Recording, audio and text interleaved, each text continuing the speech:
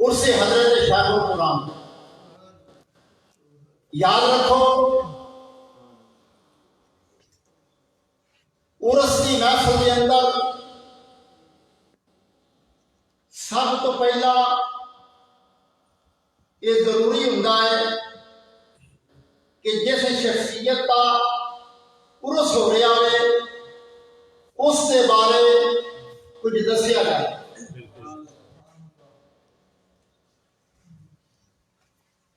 اسی بزرگان دین کا عرس جڑا کر رہے ہیں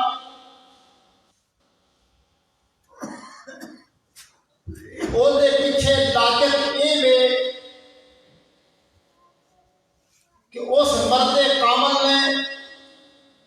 اس ولی کامل نے، اس درویش نے،